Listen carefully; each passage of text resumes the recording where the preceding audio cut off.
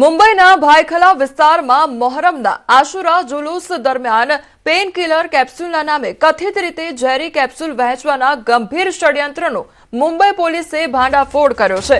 ત્યારે પોલીસના જણાવ્યા અનુસાર મુખ્ય આરોપી ફયાઝ નિસાર હુસૈન પ્રેમજીની ધરપકડ કરવામાં આવી છે। તેની પાસેથી 14,900 કથિત ઝીંક ફોસ્ફાઇડ ભરેલ કેપ્સ્યુલ જપ્ત કરવામાં આવી છે। તો તપાસમાં 30,000 કેપ્સ્યુલ અને 50 કિલો ઝીંક ફોસ્ફાઇડ મંગાવ્યાની વિગતો પણ સામે આવી છે। આરોપી પાસેથી મુંબઈ પોલીસ સહિત અનેક તપાસ એજન્સીઓ પૂછપરછ કરી રહી છે અને સમગ્ર મામલે વધુ તપાસ હાથ ધરવામાં આવી છે।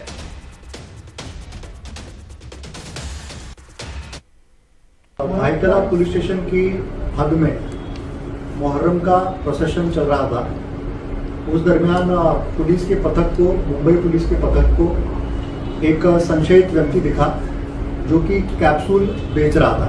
उसके बाद उसने कबूली दी कि उसने इस प्रोसेशन को टारगेट करने के लिए और साथ ही में लोगों को हानि पहुंचाने के लिए टोटल 30,000 कैप्सूल ऑर्डर की थी ऑनलाइन और साथ ही में 50 किलो जिंक फॉस्फाइड ऑर्डर किया था और प्रत्येक कैप्सूल में 1-1 ग्राम जिंक फॉस्फाइड डाल के उसने इस पर्टिकुलर प्रोसेशन को टारगेट किया। ખેડૂતો માટે હવામાન નિષ્ણાંતે આપ્યા છે સારા સમાચાર। આગાહીકાર જયપ્રકાશ માઠકનું અનુમાન સામે આવ્યું છે। આવતા 4 દિવસ ચોમાસું ધીમે ધીમે આગળ વધશે તે પ્રકારનું અનુમાન કરવામાં આવ્યું છે।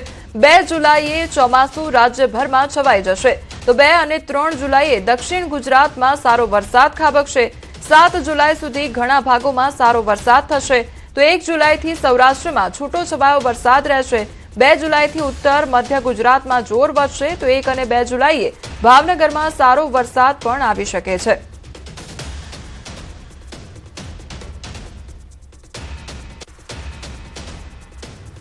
તો ખેડૂતો માટે હવામાન નિષ્ણાંત દ્વારા વરસાદને લઈને આગાહી કરવામાં આવી છે। 2 જુલાઈએ ચોમાસું રાજ્યભરમાં છવાઈ જશે તે પ્રકારનું અનુમાન લગાવવામાં આવ્યું છે। આગાહીકાર જયપ્રકાશ માઠક દ્વારા આ આગાહી કરવામાં આવી છે તો આગામી સમયમાં વરસાદી માહોલ જોવા મળી શકે છે। ચોમાસું ખેંચાતા કેન્દ્રીય સહકારિતા મંત્રી અમિત શાહે વ્યક્ત કરી છે ચિંતા। ગાંધીનગરમાં અમિત શાહની અધ્યક્ષતામાં બેઠક મળી। ચોમાસા ખેંચાવા અંગે બેઠકમાં વ્યક્ત કરી ચિંતા। ત્યારે વહીવટી તંત્રને આગોતરું આયોજન કરવા માટે સૂચના પણ આપવામાં આવી છે। પાણી ઘાસચારા અંગે અત્યારથી જ આયોજન કરવા માટે સૂચના આપવામાં આવી છે। સંભવિત પાક નુકસાની અંગે સર્વેની તૈયારી કરવા પણ સૂચના આપવામાં આવી છે। વાવેતર ન કર્યું હોય તેવા ખેડૂતોને પાક વાવેતર ન કરવા સમજાવવા માટે સૂચના આપવામાં આવી છે। પડતર વિકાસ કાર્યો પૂર્ણ કરવા માટે સૂચના આપવામાં આવી તો મહત્વના કામોની પ્રગતિની સમીક્ષા પણ કરવામાં આવી છે। નબળા ચોમાસાના જોખમને લઈને સરકાર એલર્ટ મોડ પર જોવા મળી રહી છે। કેન્દ્રીય કૃષિ મંત્રાલય સતત સમીક્ષા કરી રહ્યું છે તો દિલ્હીમાં અલ્નીનો મોનિટરિંગ સેલની રચના કરવામાં આવી છે। ક્રોપ વેધર વોચ ગ્રુપની પણ રચના કરવામાં આવશે। રાજ્યોને પણ કંટ્રોલ રૂમ બનાવવા કૃષિ મંત્રીની સલાહ આપવામાં આવી છે। સતત સ્થિતિ માહિતીની સમીક્ષા કરવાનો પ્લાન તૈયાર કરવામાં આવ્યો છે। દર મંગળવારે કૃષિ મંત્રી સમીક્ષા કરી રહ્યા છે।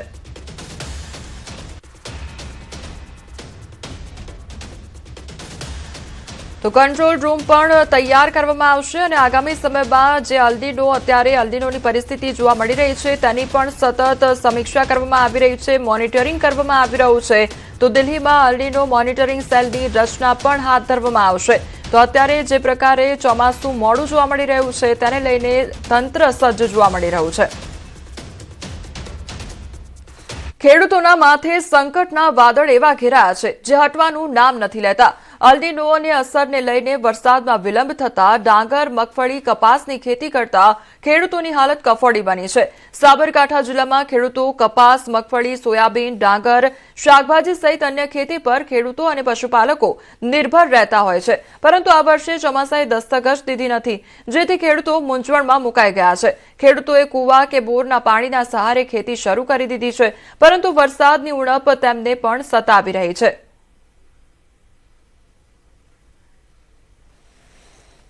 વરસાદ ખેંચાવામાં તો બહુ તકલીફ પડી છે। અત્યારે ઉપર વાદળા મંડાય છે, વરસાદ આવતો નથી અને વરસાદ નથી આવતો એટલે આ કૃત્રિમ બધું જો ને ફુવારા અને ડ્રીપ ને બધું પાથરીને હેરાન થઈએ છીએ.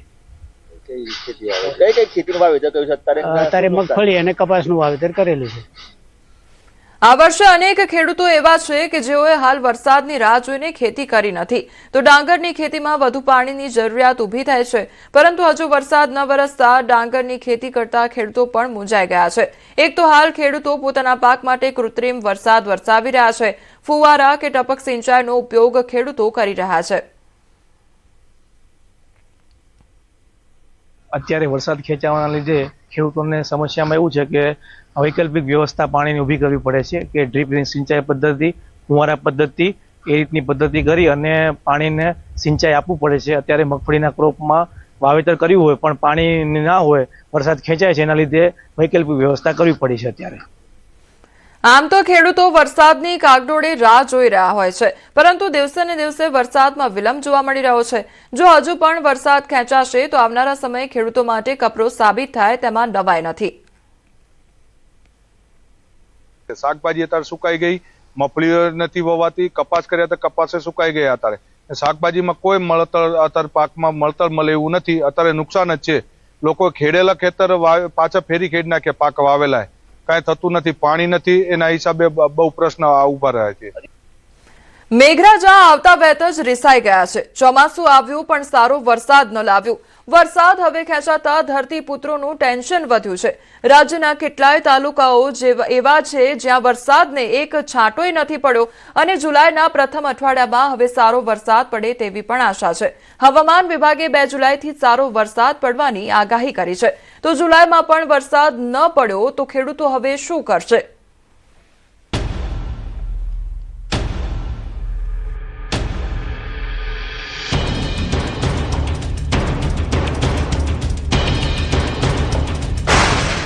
ચોમાસું આવ્યું પણ વરસાદ ન લાવ્યું.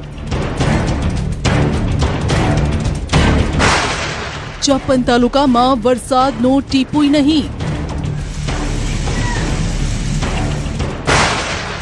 હવે ચોમાસું આગળ વધવાના અણસાર. आने वाले 3 से 4 दिनों में गुजरात के कुछ पार्ट्स में मानसून एडवांस का पूर्वानुमान है. વરસાદ ખેંચાયો, ઉઠ્યો પાણીનો પોકાર. અત્યારે ખેડૂતોએ જે ઉનાળામાં પાણી હતા એના કારણે વાવેતર કરી દીધું છે, મગફળીનું બધું વાવેતર. પાક અત્યારે ઊભો સુકાઈ રહ્યો છે, એવી હાલત છે. અત્યારે પાણી જો ડેમમાં સમયસર છોડવામાં આવે તો પાકને નવું જીવતદાન મળી શકે એવી સ્થિતિ છે. મેઘરાજાને રીઝવવા નિભાવાઈ રહી છે પરંપરા. ગુજરાતમાં ચોમાસાનો ચિંતાજનક પ્રારંભ થયો છે. ગુજરાતમાં સામાન્ય રીતે જૂન મહિનાના મધ્ય સુધીમાં મેઘરાજા ધમાકેદાર એન્ટ્રી કરી લેતા હોય છે, પરંતુ આ વર્ષે સ્થિતિ ચિંતાજનક જોવા મળી રહી છે. જૂન મહિનો હવે પૂર્ણ થવાના આરે છે અને છતાં પણ રાજ્યના મોટાભાગના વિસ્તારો હજુ પણ કોરા ધાકોર છે. હવામાન વિભાગના આંકડા અનુસાર છેલ્લા 10 વર્ષમાં આ વર્ષે સૌથી ઓછો વરસાદ નોંધાયો. ચાલુ વર્ષે ચોમાસાની શરૂઆત અત્યંત ધીમી અને નિરાશાજનક રહી છે. 26 જૂન સુધીમાં રાજ્યમાં માત્ર 2.87% જ વરસાદ નોંધાયો છે. જો આપણે ગયા વર્ષના આંકડા સાથે સરખામણી કરીએ તો આ વર્ષની ગંભીરતા સ્પષ્ટપણે સમજી શકાય છે. ગત વર્ષે જૂન મહિનામાં 26.24% વરસાદ વરસ્યો, જે આ વર્ષે 27 જૂન સુધીમાં 2.87% જ છે. જો ઇંચની દ્રષ્ટિએ જોઈએ તો હજુ સુધી સમગ્ર રાજ્યમાં સરેરાશ 1.03 ઇંચ વરસાદ જ વરસ્યો છે. તાલુકાવાર સ્થિતિ જોઈએ તો 16 તાલુકામાં ગત વર્ષે જૂનના અંત સુધીમાં 20 થી 40 ઇંચ વરસાદ વરસ્યો, જ્યારે કે આ વર્ષે એક પણ તાલુકામાં 10 ઇંચ વરસાદ નથી થયો. અમદાવાદની વાત કરીએ તો અમદાવાદમાં પણ 8.24 ઇંચ વરસાદ વરસી ચૂક્યો છે, જ્યારે કે આ વર્ષે અડધા ઇંચ કરતાં પણ ઓછો વરસાદ નોંધાયો. ગત વર્ષે જૂનના અંત સુધીમાં મેઘરાજાએ ધમાકેદાર બેટિંગ કરીને રાજ્યના કેટલાય વિસ્તારોને તરબતર કરી દીધા, જ્યારે કે આ વર્ષે હજુ સુધી ક્યાંય સાર્વત્રિક કે ભારે વરસાદ જોવા નથી મળ્યો. દક્ષિણ ગુજરાત સહિત રાજ્યના કેટલાય વિસ્તારોમાં ચોમાસાની સત્તાવાર એન્ટ્રી તો 4 દિવસ પહેલા 24 જૂને થઈ ચૂકી છે, પરંતુ હજુ પણ અનેક વિસ્તારોમાં મેઘરાજાએ જમાવટ કરી નથી. એટલે કે આજે 27 જૂન સુધીમાં રાજ્યના 54 તાલુકા એવા છે કે જ્યાં હજુ વરસાદ નોંધાયો જ નથી. ચોમાસાની સિઝનમાં અત્યાર સુધીમાં રાજ્યના 177 તાલુકા એવા છે કે જ્યાં 2 ઇંચ સુધીનો વરસાદ વરસી ચૂક્યો છે, જ્યારે કે 28 તાલુકામાં 2 થી 5 ઇંચ સુધીનો વરસાદ વરસી ચૂક્યો છે. 54 તાલુકામાં હજુ વરસાદ નોંધાયો જ નથી. 117 તાલુકામાં માત્ર 2 ઇંચ સુધીનો વરસાદ. 28 તાલુકામાં 2 થી 5 ઇંચ સુધીનો વરસાદ. હજુ સારા વરસાદ માટે 5 દિવસ રાહ જોવી પડશે. હવામાન વિભાગની આગાહી મુજબ હાલ 5 દિવસ હળવાથી મધ્યમ વરસાદની આગાહી છે. જો કે 2 જુલાઈએ 4 જિલ્લામાં ભારે વરસાદ પડી શકે છે, જેમાં સુરત, નવસારી, ડાંગ અને વલસાડનો સમાવેશ થાય છે.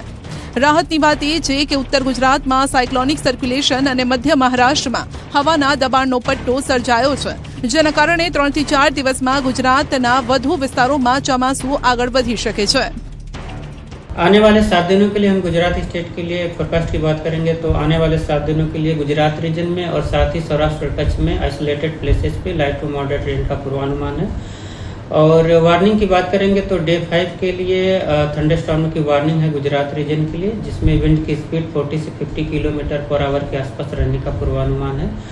और डे 6 और डे 7 में गुजरात रीजन में हैवी रेनफॉल की वार्निंग है. और जो डिस्ट्रिक्ट है जहां पर हैवी रेनफॉल की वार्निंग है वो डिस्ट्रिक्ट है सूरत, नवसारी, वलसाड़, दमन, दादरा नगर हवेली और डांग डिस्ट्रिक्ट शामिल है, जिसमें हैवी रेनफॉल की वार्निंग है डे 6 और डे 7 में. आने वाले 3 से 4 दिनों में गुजरात के कुछ पार्ट्स में मानसून एडवांस का पूर्वानुमान है. और सिनॉप्टिक सिस्टम की बात करेंगे तो जो अभी गुजरात स्टेट के आसपास जो सिनॉप्टिक सिस्टम्स बना हुआ है उसमें एक साइक्लोनिक सर्कुलेशन है जो नॉर्थ गुजरात के और नेबरहुड में बना हुआ है. और एक जो ट्रफ है जो कल भी था आंध्र प्रदेश से होते हुए मध्य महाराष्ट्र तक रन कर रहा था, वो आज भी परसिस्ट कर रहा है. વરસાદ ખેંચાયો, ખેડૂતો મૂંઝાયા. સિંચાઈ માટે પાણીનો પોકાર. અરવલ્લી માલપુર તાલુકામાં વરસાદનું આગમન થયું છે. માલપુર નગરમાં ધીમી ધારે વરસાદ શરૂ થયો છે તો સજ્જનપુરા કંપા પણ વરસાદની એન્ટ્રી થઈ છે. લીંબોદરા, વણઝારિયા, ગોવિંદપુર કંપામાં વરસાદ ખાબક્યો છે તો અસહ્ય ઉકળાટ બાદ વરસાદ થતા વાતાવરણમાં ઠંડક પ્રસરી ગઈ છે. તો માલપુરની આ તસવીરો સામે આવી છે કે જ્યાં ગરમી બાદ હવે વરસાદનું આગમન થયું છે. ધીમી ધારે વરસાદ વરસી રહ્યો છે તો લીંબોદરા, વણઝારિયા અને ગોવિંદપુર કંપામાં વરસાદની એન્ટ્રી થઈ છે. તો વરસાદ વરસવાને કારણે લોકોને ગરમીથી આંશિક રાહત પ્રાપ્ત થઈ. મધ્યપ્રદેશમાં ભારે વરસાદ બાદ સ્થાનિકોને હાલાકી વેઠવાનો વારો આવ્યો છે. બુરહાનપુરના ઘાગરલા દાલબહુ પુલ પર ગ્રામજનો જીવના જોખમે પાણીનો પ્રવાહ પસાર કરવા માટે મજબૂર બન્યા છે. ભારે વરસાદથી પુલ સંપૂર્ણપણે ડૂબી ગયો છે, પરંતુ લાચારી લોકોને જોખમી મુસાફરી સહન કરવા મજબૂર કરે છે. દર વર્ષે આવી પરિસ્થિતિ બને છે, છતાં કોઈ કાયમી ઉકેલ મળ્યો નથી. ગ્રામજનો કહે છે કે પુલની ઊંચાઈ ઓછામાં ઓછી 5 ફૂટ વધારવાથી નોંધપાત્ર રાહત મળશે. તો વહીવટીતંત્રની બેદરકારી અને જર્જરિત પુલ હવે કોઈ મોટી દુર્ઘટનાની રાહ જોઈ રહ્યો હોય તેવું લાગી રહ્યું છે.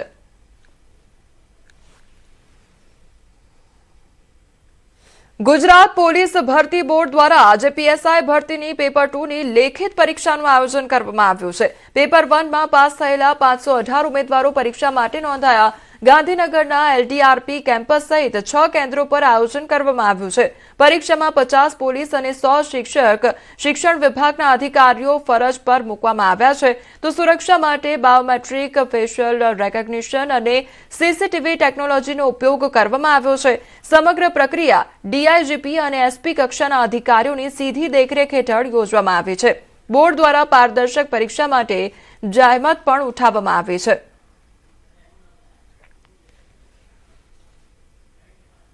અમદાવાદમાં કોંગ્રેસ દ્વારા છાત્રો કી ગૂંજ નામે કેન્ડલ માર્ચનું આયોજન કરવામાં આવ્યું હતું. રાજીવ ગાંધી ભવનથી એલિસ બ્રિજ ટાઉન હોલ સ્થિત સ્વામી વિવેકાનંદજીની પ્રતિમા સુધી યોજાયેલી આ માર્ચમાં મોટી સંખ્યામાં વિદ્યાર્થીઓ અને કોંગ્રેસના કાર્યકરો જોડાયા હતા. નીટ પરીક્ષામાં પેપર લીકની ઘટનાથી નિરાશ થઈ અમદાવાદના એક યુવકે આત્મહત્યા કરી હોવાના મુદ્દે કોંગ્રેસે આંદોલનાત્મક કાર્યક્રમ યોજ્યો હતો. કોંગ્રેસના નેતાઓને આ ઘટનાને અત્યંત દુર્ભાગ્યપૂર્ણ ગણાવીને જવાબદારો સામે કડક કાર્યવાહી કરવાની અને પીડિત પરિવારને ન્યાય આપવાની માંગ કરી હતી. સાથે જ વિદ્યાર્થીઓના હિત અને ભવિષ્યની સુરક્ષા માટે સતત લડત આપવાની ખાતરી પણ ઉચ્ચારી હતી. તો નીટ પરીક્ષામાં પેપર લીકને લઈને કેન્ડલ માર્ચનું આયોજન કરવામાં આવ્યું. છાત્રો કી ગૂંજ નામે કેન્ડલ માર્ચનું આયોજન કરવામાં આવ્યું. કોંગ્રેસના કાર્યકર્તાઓ દ્વારા આયોજન કરવામાં આવ્યું હતું. કોંગ્રેસ દ્વારા કેન્ડલ માર્ચનું આયોજન કરવામાં આવ્યું અને નીટની પરીક્ષામાં જે છબરડો થયો હતો તેને લઈને આયોજન કરવામાં આવ્યું. ये कैंडल मार्च प्रदेश कांग्रेस कमेटी, योग कांग्रेस, सैनिक स्वयं हमारे सब फ्रंटल के लोगों ने मिलकर किया है, क्योंकि यहाँ पर एक देश में